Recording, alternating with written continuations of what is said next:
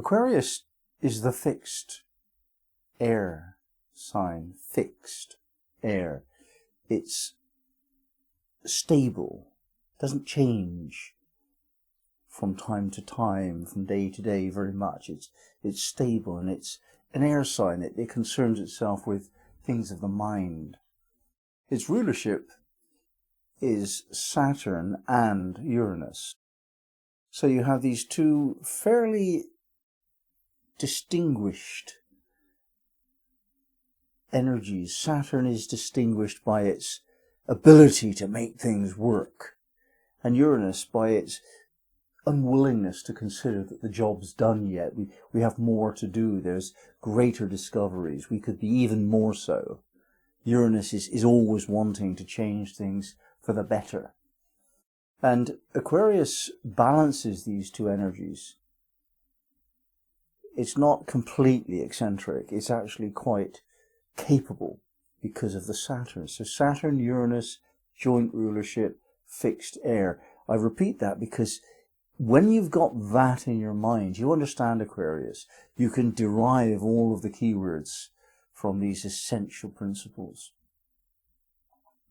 Now, when we're studying the expressions of Aquarius, we start with balance, partly because of this difficulty that most people see between balancing Uranus, wild, eccentric, and Saturn, old and established and the very opposite. How do you balance those two urgencies within us all, actually?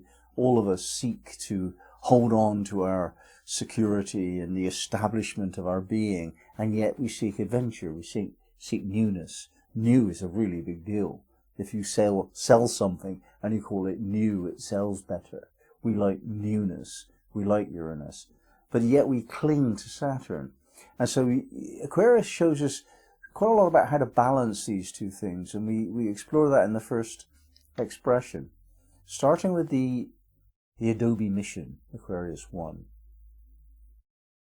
Now this was where pioneers, very Aquarius principle, pioneering, go into a place which is dangerous. Well, of course it is, because it's unknown, undiscovered, is dangerous.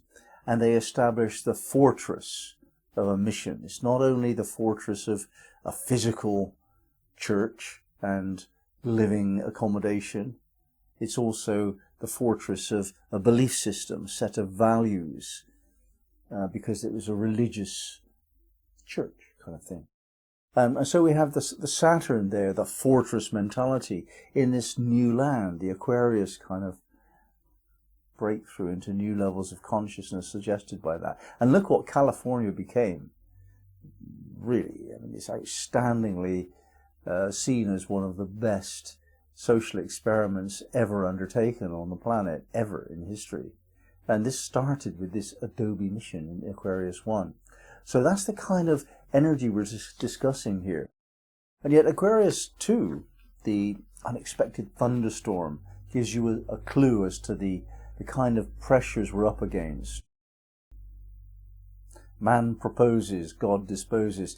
The unexpected thunderstorm, however much you can defend against the unknown, there's always a little bit that you can't cope with. And so you have to deal with that. You have to know that you're always going to be coping with the unexpected. And the unexpected is a force of nature, the will of God almost. And that's a part of what we have to come to terms with, to balance how we are as puny individuals going to cope with this godlike power of a thunderstorm.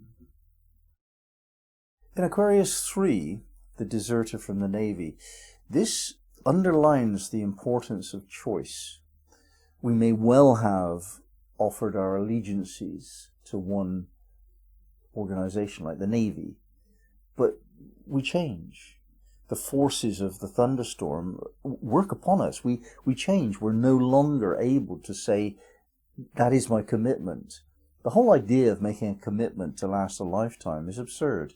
Vows for a life, it's just nonsense.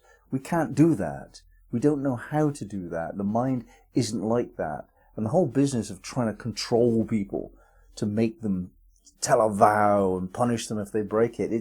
It's not what we were built for. That's not the way of our species.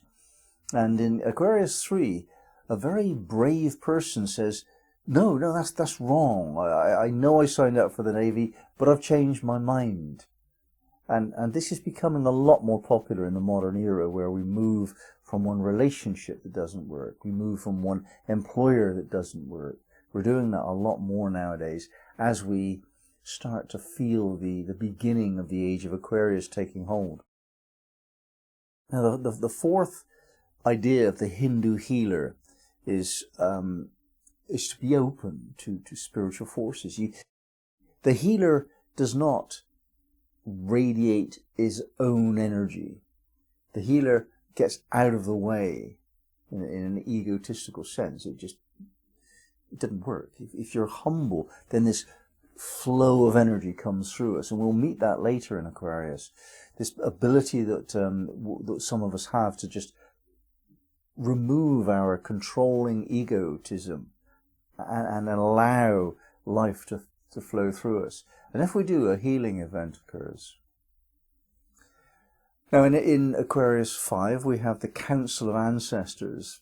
Presumably, we're talking about older, wiser people that have had a lot of experience, gained a certain amount of understanding, knowledge. They know how it all works, and they put themselves together in a group. This minimizes the importance of ego. You surrender to group consciousness if you do it properly. And this, again, is another secret that we can look at later, where the ability we have to surrender self and become a part of a group allows for a higher flow of energy. Now, it's not appropriate to surrender completely. And we have earlier in this expression seen that we have survival methods in place, and we will leave if it's not right. However, the balance between serving the group, which could be humanity, it could be life itself, the group of all living things, it could be a local group, but serving the group in order to get in a group consciousness is what we balance with proclaiming our own sense of self. So this self is Saturn oriented. The group consciousness is much more Uranus. So we see the balance of Aquarius here. The second expression of Aquarius, idealization, begins with Aquarius 6, the performer of a mystery play. Now, throughout the ages, these actors have put themselves so passionately into the role of being the representative of their character that they allow this channeling to occur. They have removed their sense of self entirely and become the character that they're acting.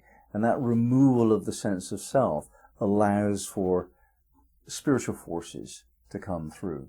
So we're talking about channeling. This is the popular modern name for it. And we can all do it. We can all do it. Not everybody does do it. But as soon as you let go of a measure of control, you let go and let God. You allow something to happen which is not conducted by your will. Aquarius 7 moves us into this idea of the child in an eggshell, breaking out. The eggshell's image is of something wanting to be born that has to crack open the limitation that's nurtured them. Each of us has that in our history, and probably have it in the current present moment too. Each of us has been enclosed by a protective shell, and this aligns with parental attitudes, society's requirements of us, including law and morality, and expectations of our social circle. And this all creates this shell whereby we know what we should be doing. Now, this is really good when we're young. But as we grow to have more confidence in ourselves, more ability to channel greater powers, we crack open some of these limiting factors. We start breaking the laws, breaking the rules, doing things our way, becoming more eccentric. And then in Aquarius 8, we find the beautifully gowned wax figures. They represent ideals. So we're discussing idealization, and we project onto a model in a shop wearing nice clothes something of what clothes we'd like to wear. And we project onto our spiritual teachers that which we would like to become, and other guides and influential figures who have a chance to move us to the next level of self-comprehension. We put upon them our ideals, and we see that in them. Even though it might not be there, we see it in them. We idealize them in order that then we can copy our idealization and become like it. That's a very definite process of how to grow. Now in Aquarius 9, the flag turned into the eagle, we're taking steps. The flag is what we used to be, the loyalties that we used to have, because we couldn't see. We had to follow somebody else's vision because they could see further than us. Typically parents set us up, then school teachers, and then other models that we've already discussed, because they can see, we think they can see further in the direction that we'd like to go, and we follow their flag. But then we grow, and we can see, like an eagle can see. We don't need loyalties anymore. We have our own ability to see. And in Aquarius 10, we can see that the ever-changing nature of life, the ephemeral nature of life, moves us from this to that to the other, inevitably, sometimes very quickly, sometimes slowly, but it is inevitable. So whatever flag you have followed, whatever teacher you have modeled yourself to follow, whatever beliefs that you have, they all pass, all of them. There is nothing stable, not throughout eternity. Everything passes. And we can see this, and we can apply this to popularity. A lot of people follow popularity, and it's ephemeral. It disappears overnight, and you find yourself looking to your resources. Who are you? That popularity was based on a false assumption of who you are. Who are you really? Now, when you get a sense of who you really are, then you want to improve. And this is the third keyword for Aquarius. Beginning with Aquarius 11, the man, tête-à-tête with his inspiration. One-to-one with that sort of the muse. The inspiration that we have is an aspect of our being. The artists and other creative people call it the muse. It's not necessarily external, probably isn't an external being. It's just an attitude that we have, an attitude of consciousness, a quality that we have. This idea of being face-to-face with it, though, head-to-head with it, means we have to partner up with it. We have to look at it and see ourselves reflected in it. So we're saying this inspiration is not yours, oh well done. We're saying this is mine, it's me. That's a big shift where inspired ideas are owned, and that's what we can do only when we go head to head with our own inspiration. Now 12 people on stairs graduated upwards. This hierarchy, this stair is higher than that. The next stair is higher than that one, and so on. This hierarchy, and people climbing up the hierarchy, gives us a really clear message. We're not all equal. This differs from some teachings, doesn't it? It may be that on some level we are all equal in the eyes of some ideal, but in practice, in this world, we're not. We're not all equal. We can improve. We can improve who we are by measuring ourselves against others and trying to be better than them. And that is a real motivation for self-improvement. It's not to be snorted at derisively. It's something real. We're not equal. You're better than some people, and some people are better than you. And you've got to come to terms with that. You've got to find a way around that. The barometer in Aquarius 13 is a measuring device. It measures changes in the air pressure, which is a natural phenomenon that we don't really have a lot of influence over, if any. But the measurement process is ours. What do we measure? How do we measure it? What do we do with those measurements? In other words, for all of our idealization, where's the evidence that we're improving? And it has to be measured to be real. And this is the Saturn aspect of Aquarius. What are the facts of the matter? Let's measure it.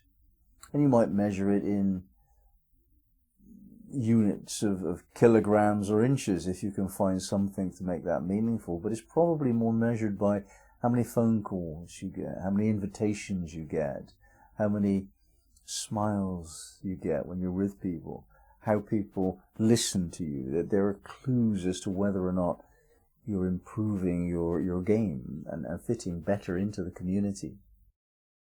Aquarius 14, a train entering a tunnel, gives us a sense of the need sometimes to just break through, just to carry on through. This is where I'm going. Here's an obstacle. I'm going through it. You're not going around it or underneath it or over it. You're going through it.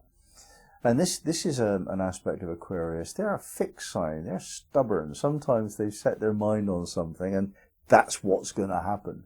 They've got this punch through. And I think for us to improve as people, we do need to have a little bit of that. We can't just hope it happens.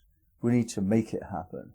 And sometimes the obstacles that we certainly will come up against, they can be negotiated. Sometimes you can get around them, but that's not always true. The train in the tunnel tells us that sometimes you just have to punch through, get stubborner.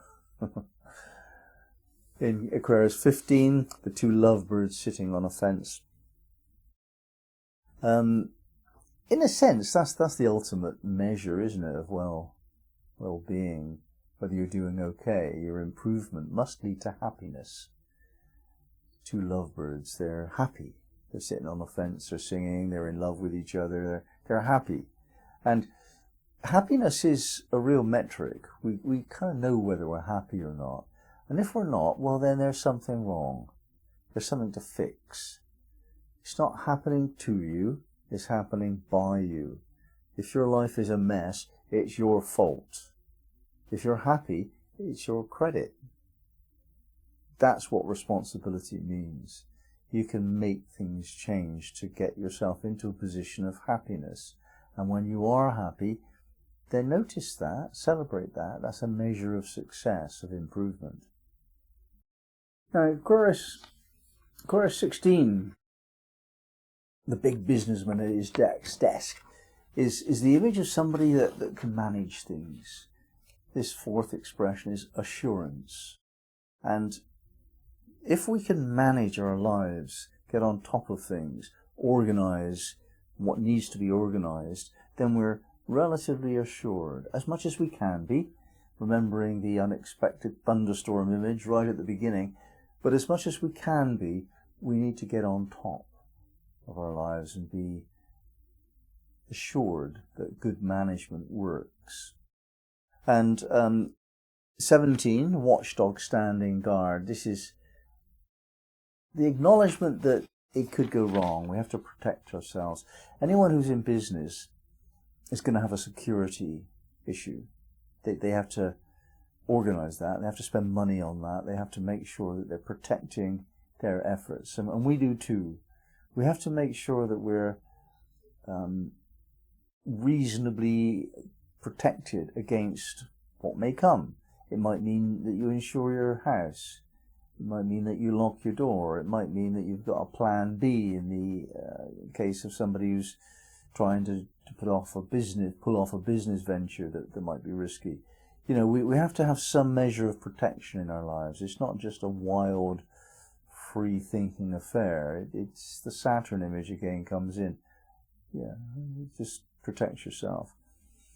And of course, 18, the man unmasked. Truth will out.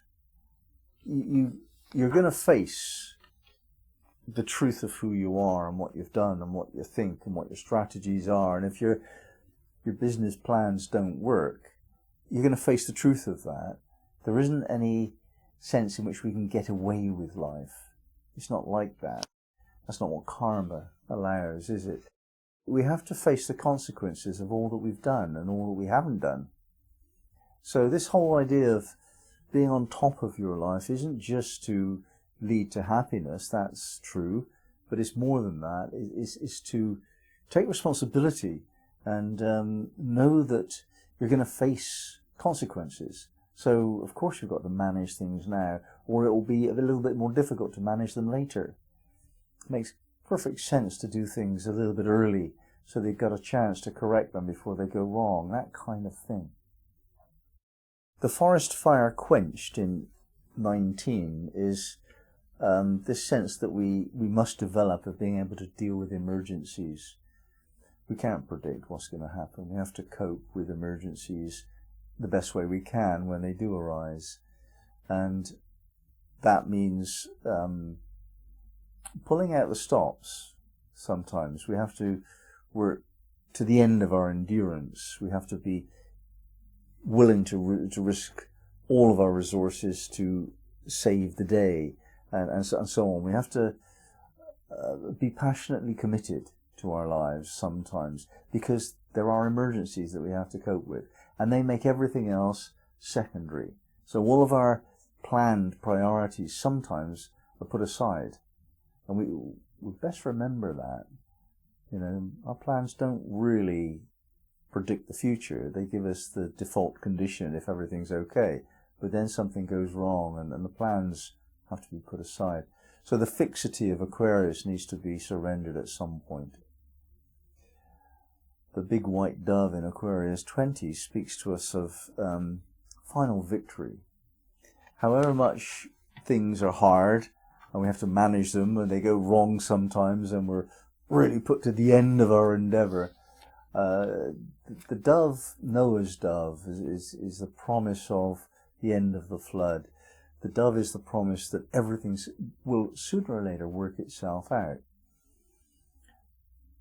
The faith that we have that that's the case is so powerful a force. It is perhaps the primary force in life.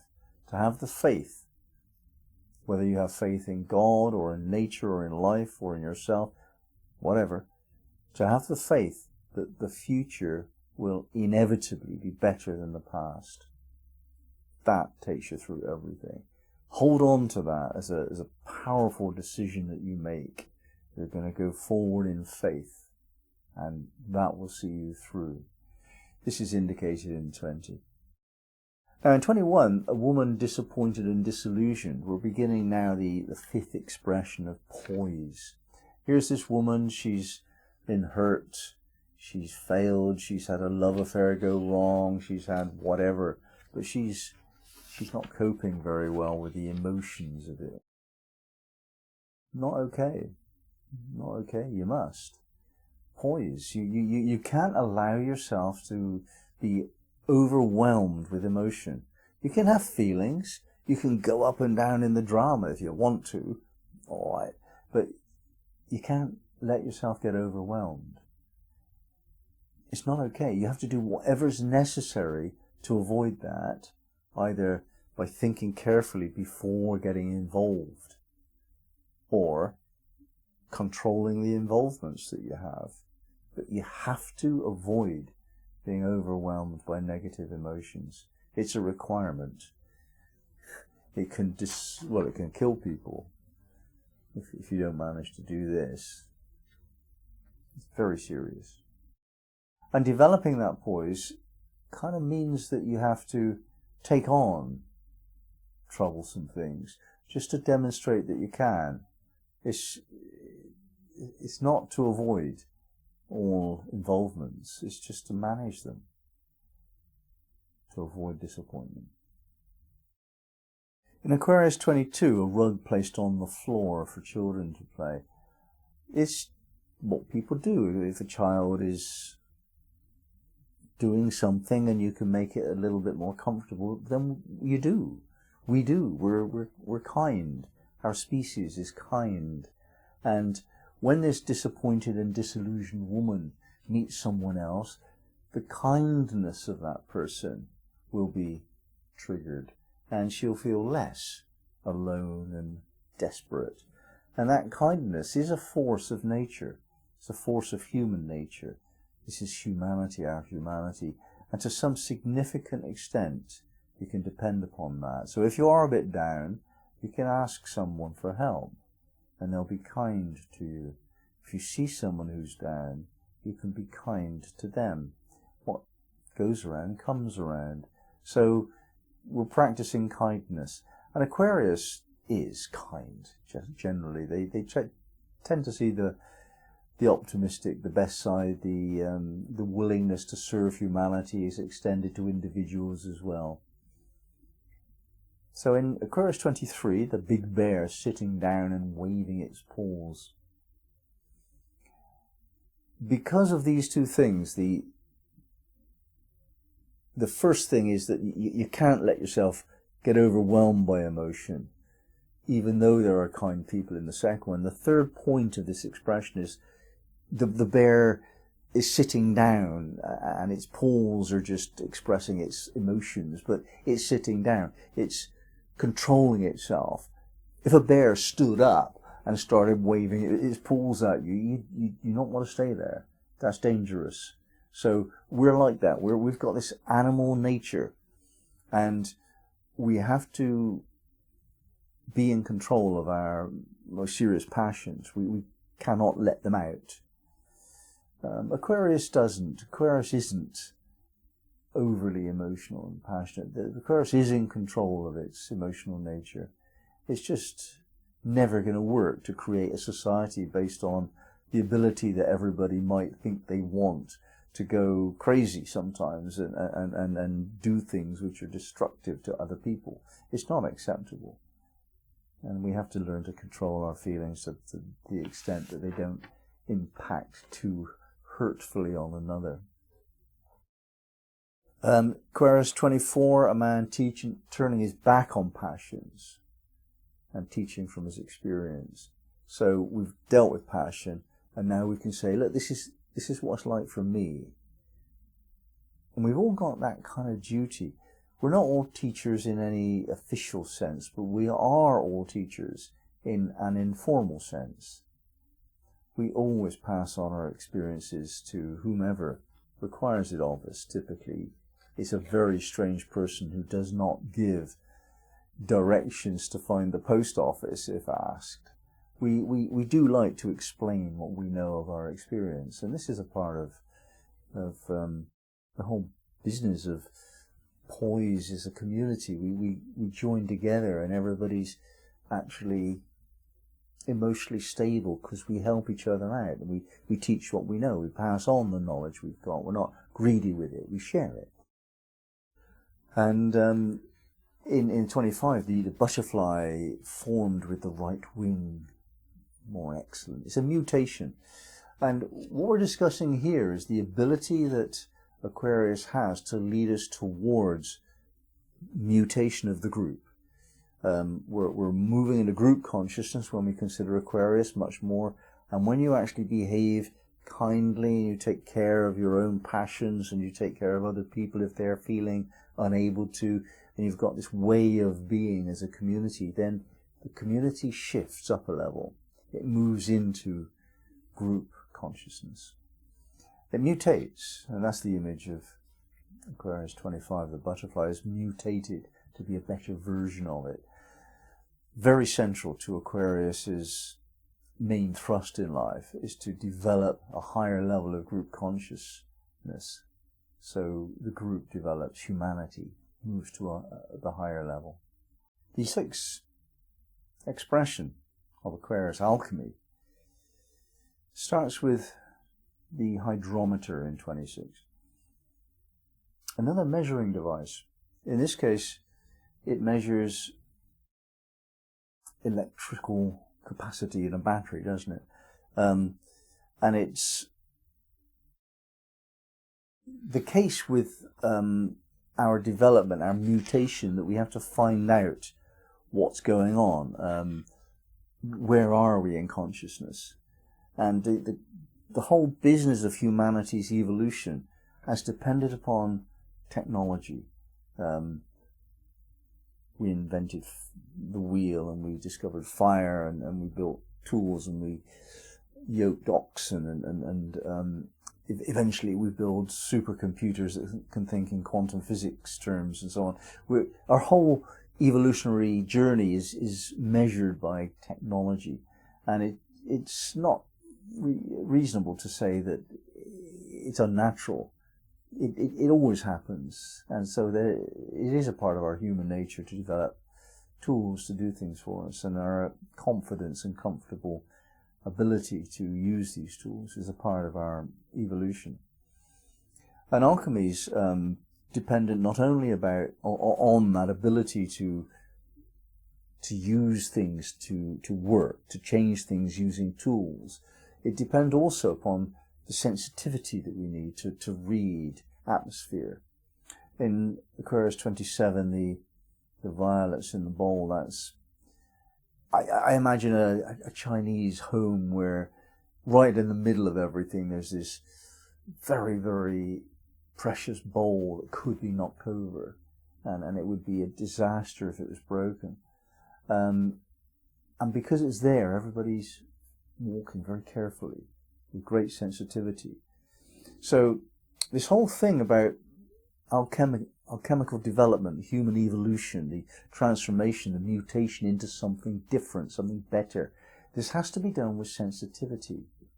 We have to notice what we're doing, notice the effects of it. Look at what happens when we don't. Look at what happens when we split the atom and create radioactivity without sensitivity to the implications of that. Look what happens when we use plastic and we don't notice that pollution follows. Look what happens when we destroy our climate and the species die off permanently. That lack of sensitivity is a real flaw in the species consciousness. It needs to be taken into account as we go through the changes. What are the implications of what we're doing? And this not only applies to the species, but individually. As you go through your own process of self-evolution, what are the implications of that? At what cost? Are you giving up something more precious than you're getting? If so, then do it differently. You can still evolve, but evolve with the awareness of the impact of that. 28 Aquarius, a tree felled and sold. We cut down the tree and we have to let it mature for a while before we can burn the fuel that we've created. We have to plan ahead. We have to do things now when we're going to come across the need only later. And not everybody does that. They enjoy what they have in front of them, and then they find they have not that resource left because they used it. We have to make sure that whatever we have in our lives, whatever resources we've got, that we use them with awareness. Good husbandry is indicated here. So we're anticipating that what we've got now we may not have in the future. So we need to use it wisely. It's an extension of the last one, isn't it? Taking care of what inevitably might happen, probably will happen in your future. Putting money away for a rainy day. Not spending all of your income right now. That's the kind of the thinking that we're talking about. The butterfly, another butterfly image emerging now from a chrysalis. And this is true alchemy, isn't it? The caterpillar is one life form and it has no sense of being a potential butterfly. A caterpillar doesn't know it's going to become a butterfly. It just does its caterpillar thing and then is no longer a caterpillar and becomes a chrysalis, in which organized collection of energies pretty much destroys all of the shaping, all of the form that went before, and liquefies everything so that a butterfly can come out of that. It's quite something, isn't it? And this is what alchemy really is. It's not slightly changing the shape of things, improving on what went before. That's not it. It's killing off something and using the bits of it to create something new. There's almost no connection between the future and the past, but there is a connection. It goes through a process which the chrysalis stage is blind actually to the knowledge that it was a caterpillar, it will be a butterfly. It just loses it. And there are those moments in life. They can be called the dark night of the soul, where we lose it. We just don't know what's going on. And if you're somebody that's given that challenge in life, then the challenge is to trust, to remember your faith, to be fascinated with the processes of change, not expecting to have what you used to have, not knowing what you will have instead, but believing that caterpillars become butterflies, ugly things rooted to the earth become beautiful things that can fly. We're like that. We're ugly things rooted to the earth, really. And yet, the spiritual nature within us is free of all of that. And we can access some of that, at least, when we're still within a body. And that access is glorious. So that's the challenge that we would have in Aquarius 29. During the hard times, the dark night of the soul, just look around you and see the light in the darkness. It's there. There is no such thing as perfect darkness. 100% darkness doesn't exist. There's always a light somewhere. And you have to just see it. And if you're not sure whether it's a light or not, assume it is and move towards it. That assumption that you're moving towards the light is what creates the light. And in Aquarius 30, we say, well, look, it is light. Life is light. Form is light, transformed. The field of Ardath in bloom is a metaphorical image for that principle. And when we're taught sometimes, of the spiritual breakthrough where we can see the light, it's not a blast of laser light going into your eyes and blinding you from the heavens. That's not it. It's just that everything around you is made of light. It's all light, and it's radiant, and it's beautiful, and all you have to do is just to shift your perception, go through that alchemical shift of perception and see yourself more as a butterfly than a caterpillar. And that ability to do that, when applied to everything around you, enables you to see that this is just light. It's not form. It's not what it looks like. It's different. And you can train yourself to live like that, to live in the knowledge that what you're looking at is that mutable, so that your thoughts can just shape it. So in any situation that you don't like what's happening, you can just see it differently and shape it to what you choose. That's a really high mystery. And that's where Aquarius is going with its final expression. And we see that this expression of alchemy is the highest level of magic.